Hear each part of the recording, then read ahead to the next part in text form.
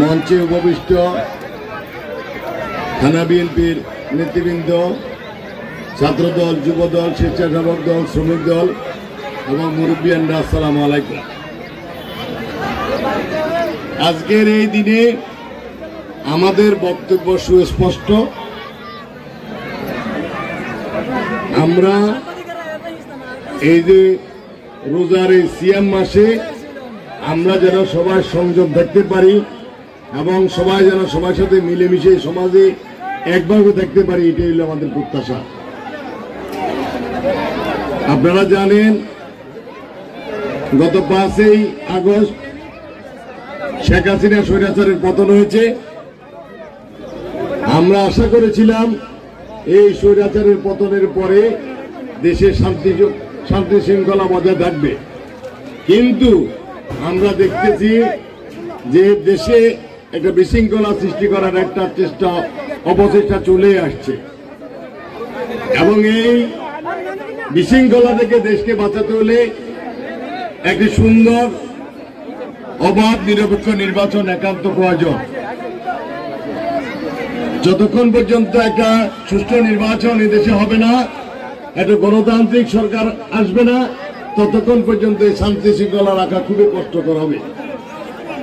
আমরা এই সরকারের কাছে দাবি রাখছি যে অতি সত্বর যত দ্রুত সম্ভব একটি অবাধ নিরপেক্ষ সুষ্ঠু নির্বাচন করার জন্য, কিন্তু আমরা এখানে এই নির্বাচনের ব্যাপারে ষড়যন্ত্র পাচ্ছি। আমরা সবাইকে স্মরণ করে দিতে চাই, এই ষড়যন্ত্র করে বিএনপিকে দাবি রাখা যাবে না। বিএনপি অতীতের ন্যায় নির্বাচন কিভাবে আদায় করতে তা জানে এবং নির্বাচন আদায় করেই ছাড়বে।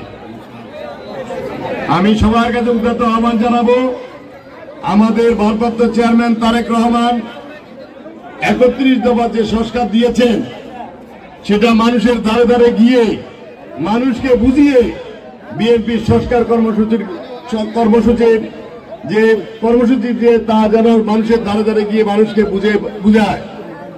এবং আমি আশা করব এমন কোন কাজ বিএনপি করবে না, ছাত্রদল করবে না, যুবদল করবে না, যে কাজে বিএনপি এবং আমাদের আগামীর যে রাষ্ট্রনায়ক তারেক রহমান যে নির্দেশনা দিয়েছে তার কোনো ব্যত্যয় ঘটবে।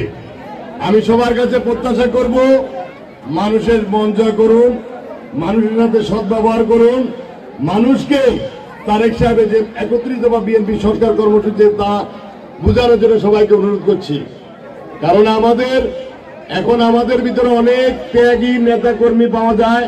কোনো এক সময় আমরা যখন মিটিং মিছিল করেছি তখন কিন্তু অনেকে পাইনি, কিন্তু আমি সবার কাছে অনুরোধ করব, দলের এই একটা সময়ে সবাই কাঁধে কাঁধ মিলিয়ে ঐক্যবদ্ধভাবে থেকে বিএনপিকে সুসংগঠিত করে আগামী নির্বাচনে বিএনপিকে জয়যুক্ত করবেন, এই প্রত্যাশা রাখে এখানে এসে চলছি। আসসালামু আলাইকুম।